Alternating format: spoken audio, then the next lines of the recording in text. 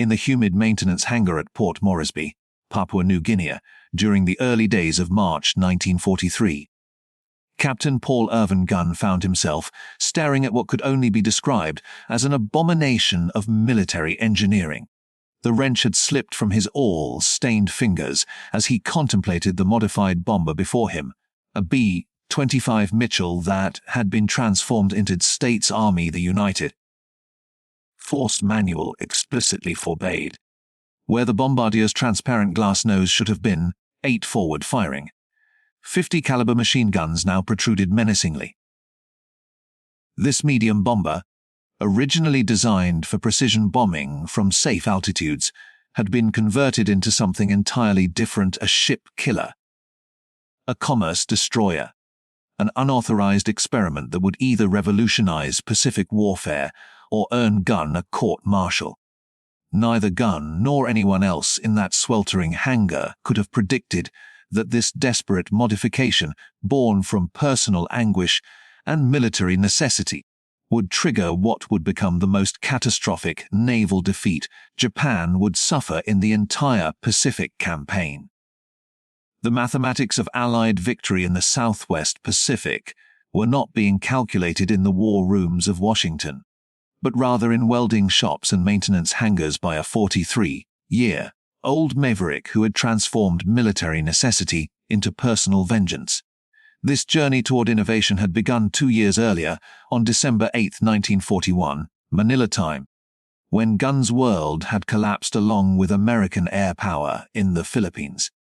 Paul Gunn, not yet known by the nickname Pappy, that would later define him, had stood at Nichols Field watching Japanese bombers methodically hit American aircraft on the ground. As manager of the fledgling Philippine Airlines, he commanded 4 Beech 18 civilian aircraft, a modest fleet that would soon be commandeered by Major General Louis Brereton, who simultaneously commissioned Gunn as a captain in the Army Air Corps. What should have been a brief wartime assignment would evolve into a 3-year odyssey of innovation, revenge, and technological revolution. At 42 years old, Gunn brought 2 decades of naval aviation experience to his new role. He had served as a Navy chief petty officer for 20 years, learning to fly in the 1920s with the legendary Top Hatters fighter squadron and later instructing at Pensacola Naval Air Station. His knowledge of aircraft came not from textbooks, but from hands-on experience, building them, flying them, and occasionally crashing them. However, on that December morning, technical expertise seemed meaningless compared to his immediate personal crisis. His wife, Clara Louise, called Pully by everyone who knew her, and their 4 children were trapped in Manila as Japanese forces closed in. His teenage sons, Paul Jr. and Nathan, and his younger daughters, Connie and Julie, represented everything Gunn was fighting to protect. The comfortable expatriate life they had built while Gunn managed the airline had evaporated overnight, replaced by the chaos of war and the terror of enemy occupation. During the desperate weeks that followed, Gunn flew reconnaissance and transport missions across the disintegrating Philippine defenses. He dodged Japanese fighters, survived being shot down over jungle terrain, walked out to safety, and immediately climbed into another aircraft. On one particularly dangerous mission, he earned a Distinguished Flying Cross by piloting an unarmed transport into Bataan to deliver medical supplies to besieged American troops, navigating through Japanese-controlled airspace with nothing but skill and audacity to protect him. Despite his heroic efforts, Gunn could not reach his family.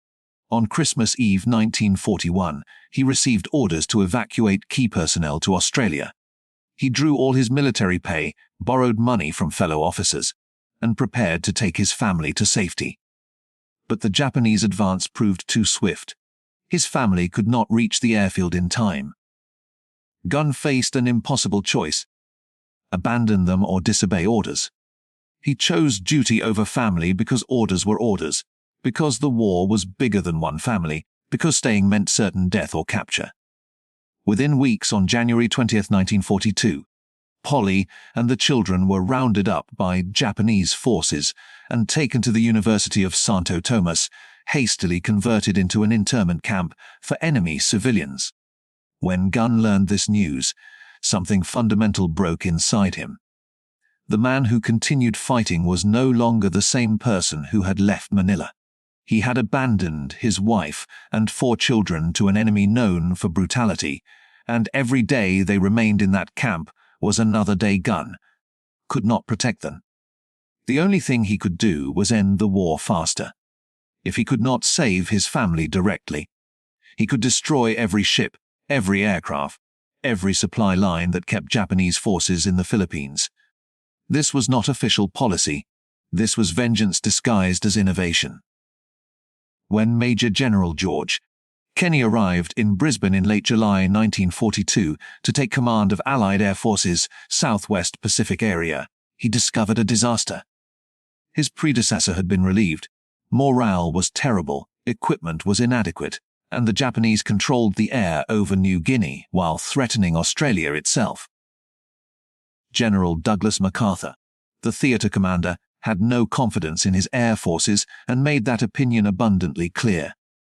Kenny, a 53-year-old World War I fighter ace with 2 confirmed kills and a Silver Star, had taught at the Air Corps Tactical School and was known for unconventional thinking. When MacArthur subjected him to an hour-long lecture about the shortcomings of Allied air power, Kenny listened politely and then asked for one thing: authority to send home anyone he considered deadwood. MacArthur, surprised by the request, agreed.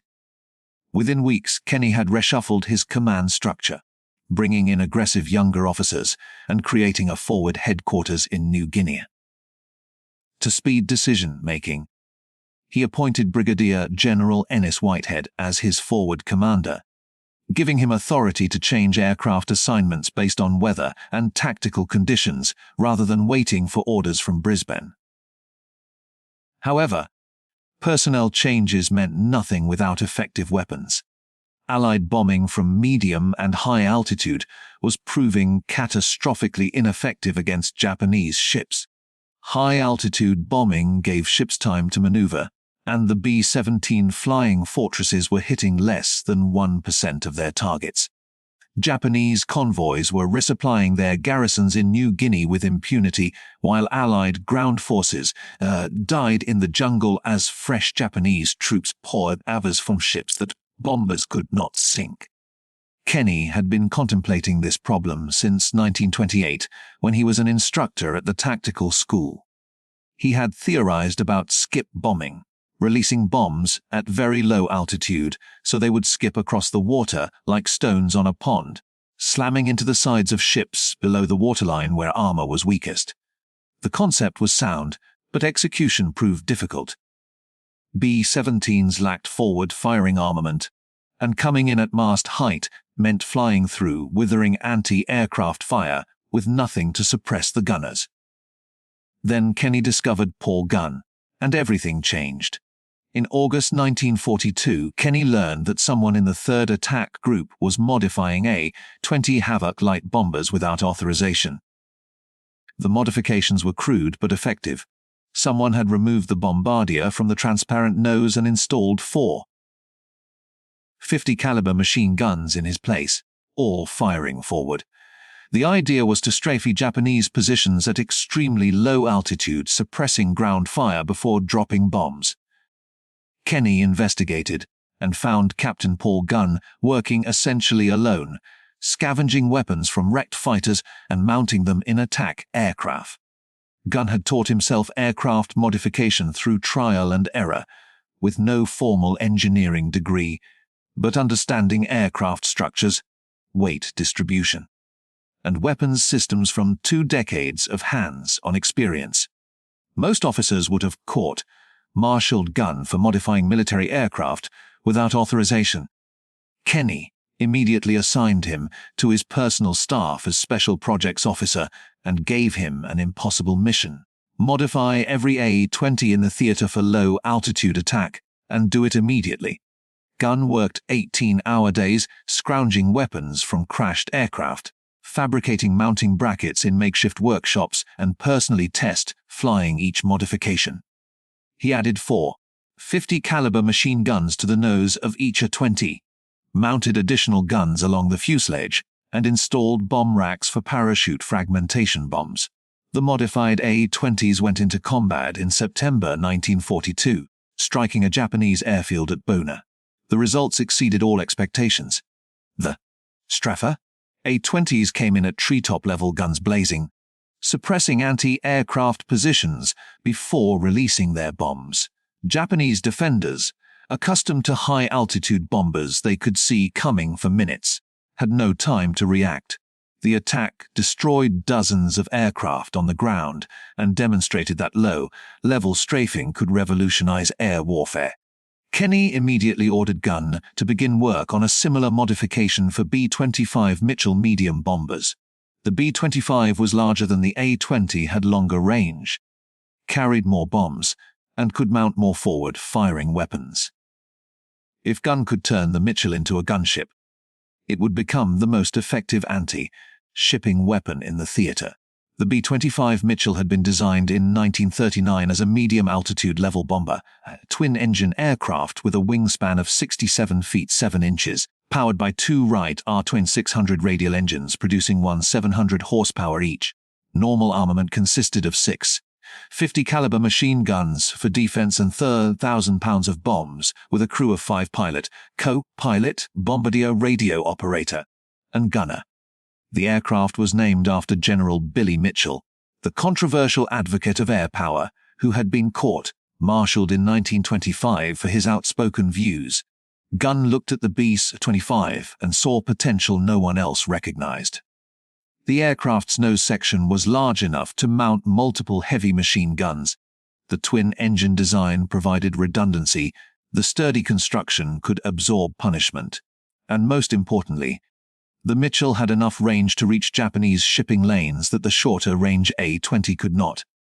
In late 1942, Gunn began modifying B-25As in a maintenance hangar at Townsville, Australia, working with Captain Jack Fox, the North American aviation technical representative in theater. Fox was supposed to ensure that aircraft modifications followed factory specifications. Instead, he became Gunn's co-conspirator in what would become the most successful unauthorized aircraft modification program of the war. The first challenge was removing the bombardier and his glass nose section, which saved weight and eliminated a vulnerable position useless for low-altitude attack. Gunn replaced the transparent nose with a solid metal nose housing 4 50-caliber M2 Browning machine guns, all firing forward and operated by the pilot. Each gun had 500 rounds of ammunition, with a rate of fire of approximately 850 rounds per minute per gun, meaning the pilot could unleash a storm of lead that would shred any target in seconds. But 4 guns were not enough for Gunn. He added 2 more 50-caliber guns in cheek blisters on either side of the forward fuselage, just below and behind the cockpit. These package guns extended slightly beyond the propeller arc, allowing them to fire without bullets passing through the propeller disc. They were fixed, firing forward, adding to the pilot's firepower. Then Gunn made a radical decision. The B-25 had a dorsal turret with twin 50-caliber guns mounted behind the cockpit that could rotate to defend against attacks from above and behind. Gunn locked the turret in the forward-firing position, adding 2 more guns to the pilot's control. The co-pilot could now operate these guns, using a sight in the cockpit, or the pilot could fire all weapons simultaneously using a master trigger. Now the modified B-25 had 8 forward-firing, 50-caliber machine guns delivering approximately 180 pounds of projectiles per second. For comparison, a single P-51 Mustang fighter carried 6 50-caliber guns. The modified B-25 had the forward firepower of more than 1 fighter aircraft concentrated in a platform that also carried 2,000 pounds of bombs. The modifications created significant engineering challenges. Adding weight to the nose shifted the aircraft's center of gravity forward, making it nose heavy and difficult to control. Gunn compensated by repositioning equipment aft and ballasting the tail section. The enormous recoil from 8 guns firing simultaneously created structural stress, which Gunn addressed by reinforcing the nose section with additional bracing. The guns generated tremendous heat and smoke, requiring Gunn to add ventilation systems and move ammunition storage to reduce fire risk. Most critically, Gunn had to solve the problem of gun harmonization. The 8 guns needed to converge their fire at a specific point in front of the aircraft, typically between 200 and 400 yards.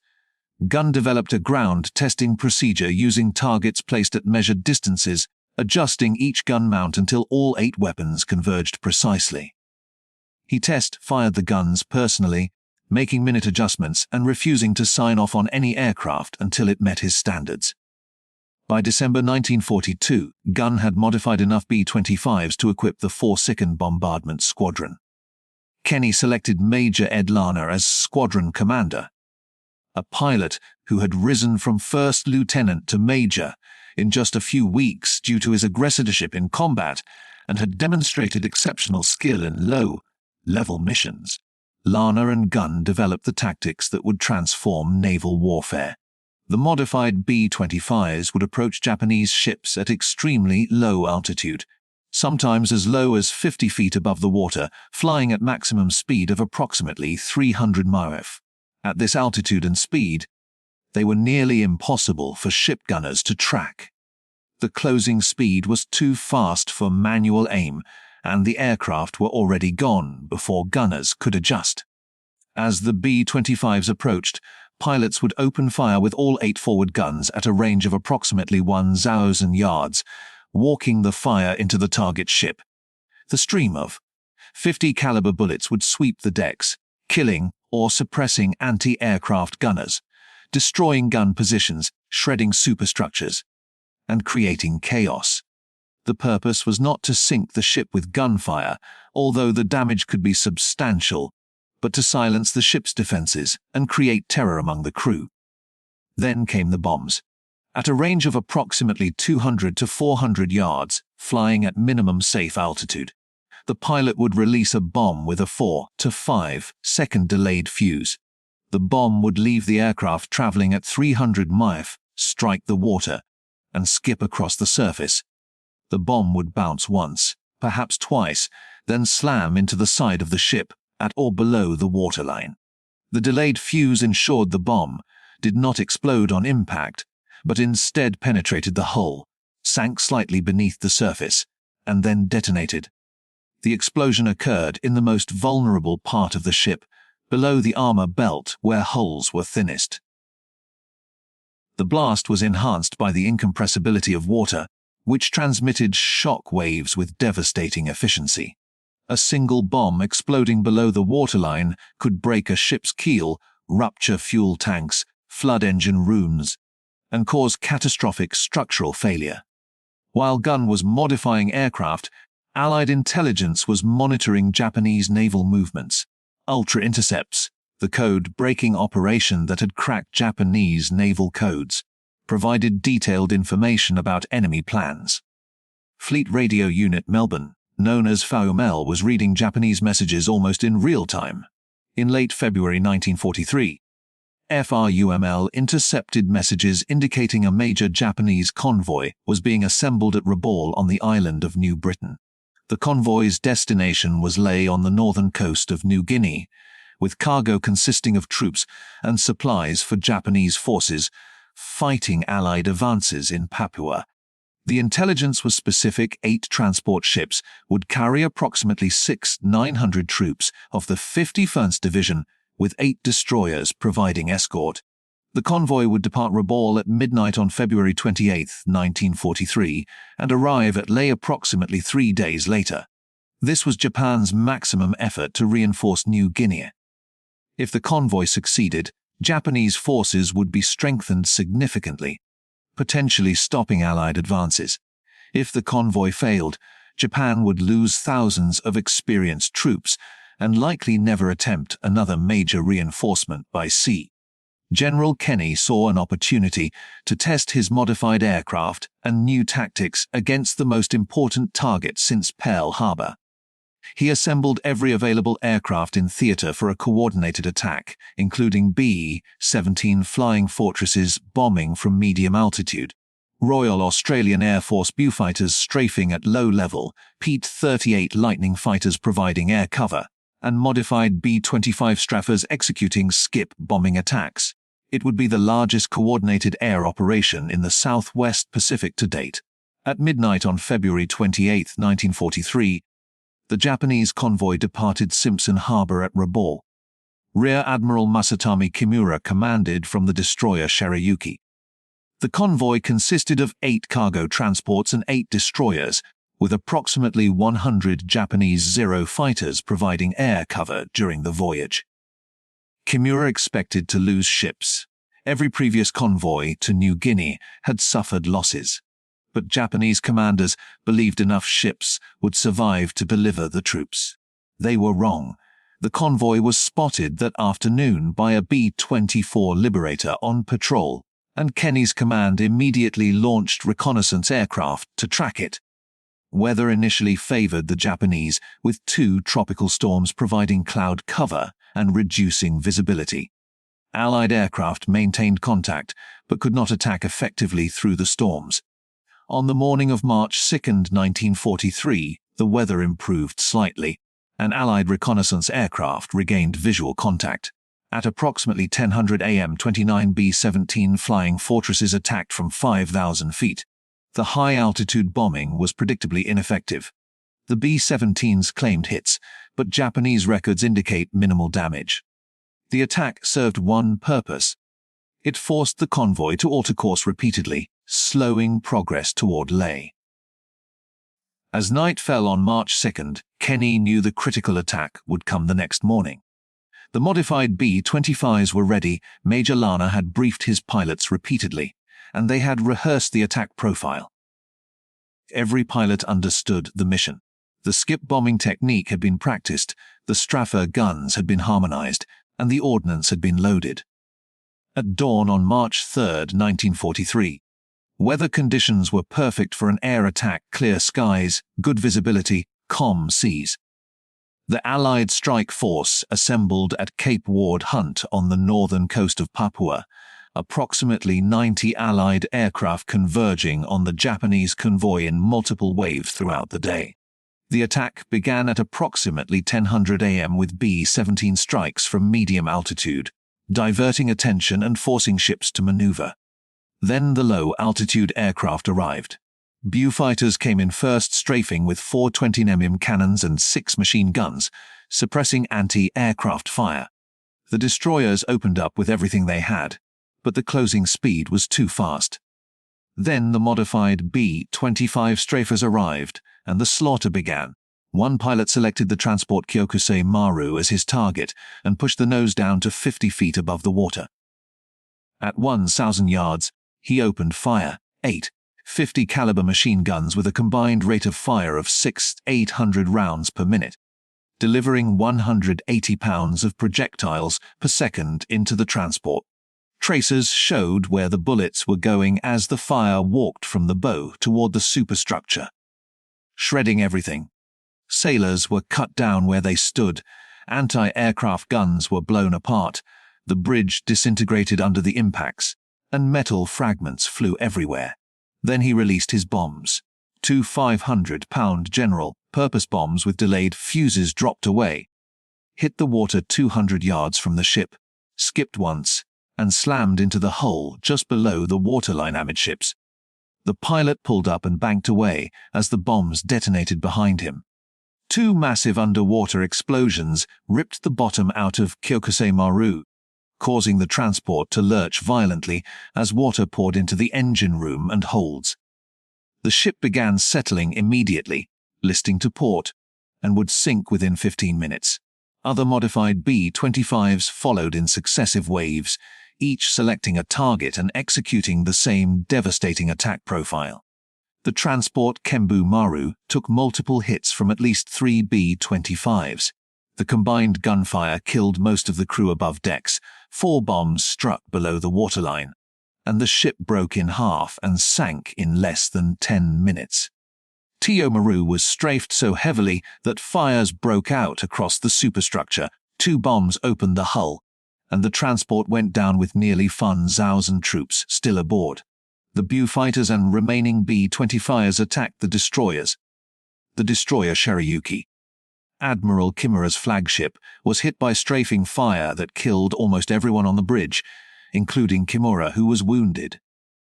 A bomb struck near the stern, starting a magazine fire, and secondary explosions blew the stern section off.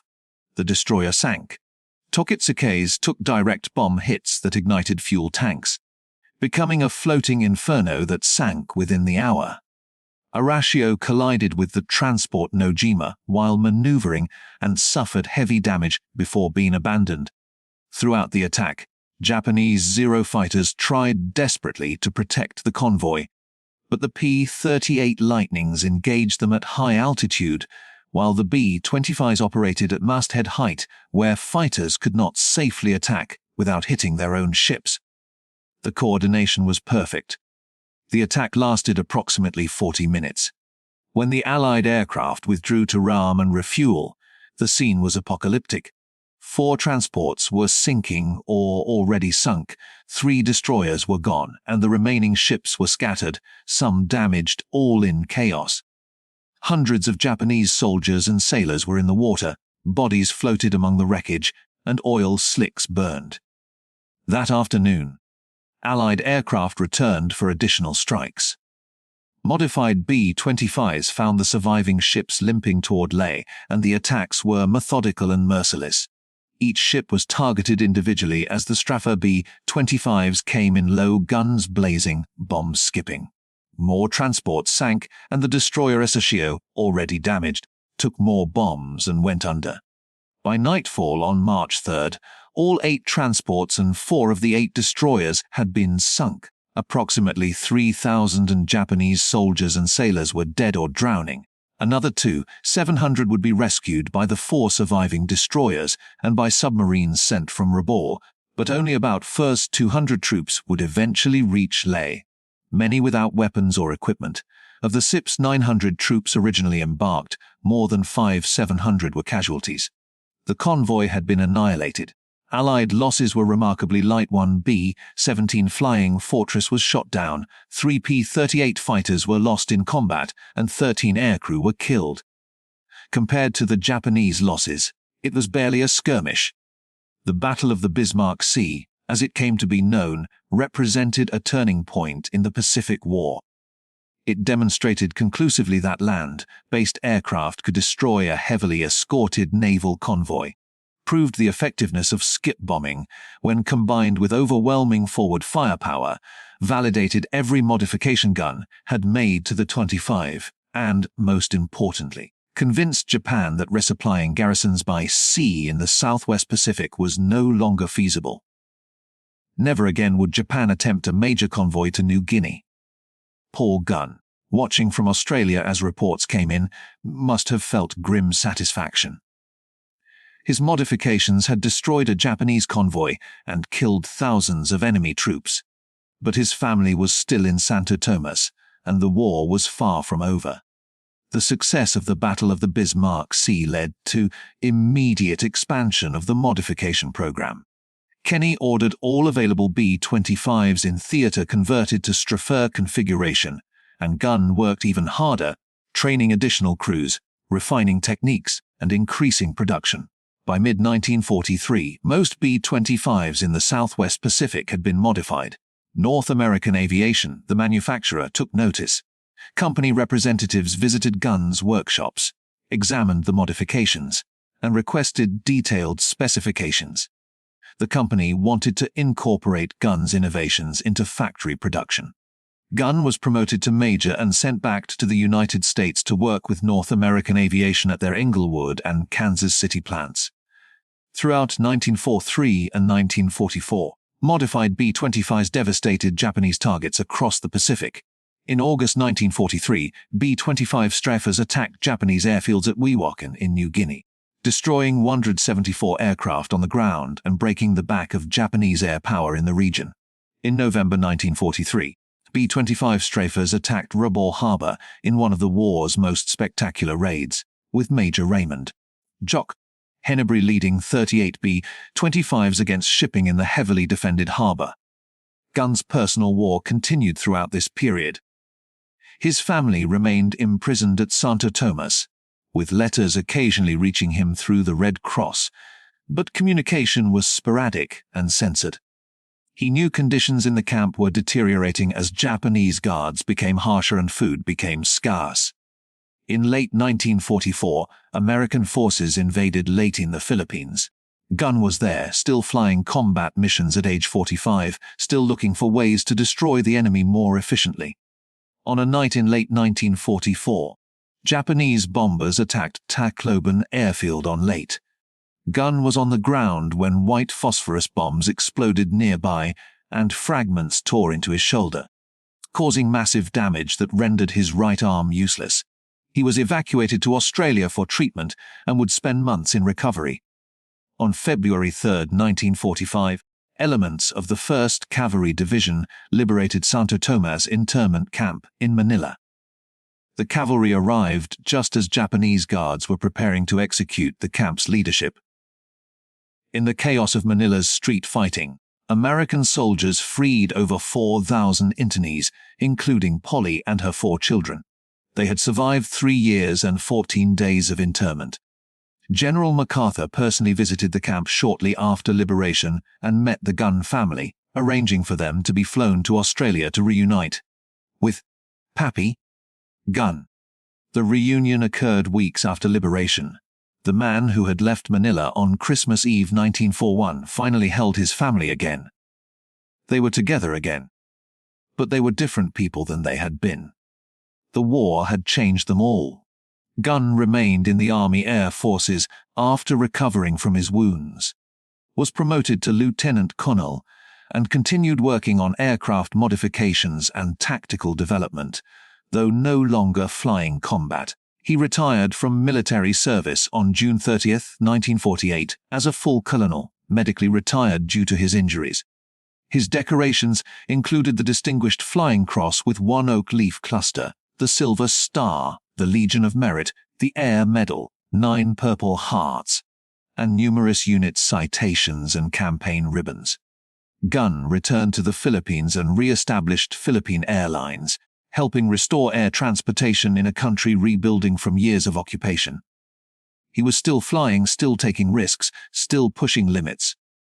On October 11, 1957, 7 days before his 58th birthday, Gunn was flying a charter flight when his aircraft encountered a severe storm. The plane crashed, and Paul Irvin, Pappy, Gunn died doing what he had done for nearly 40 years, flying. His legacy lived in multiple forms.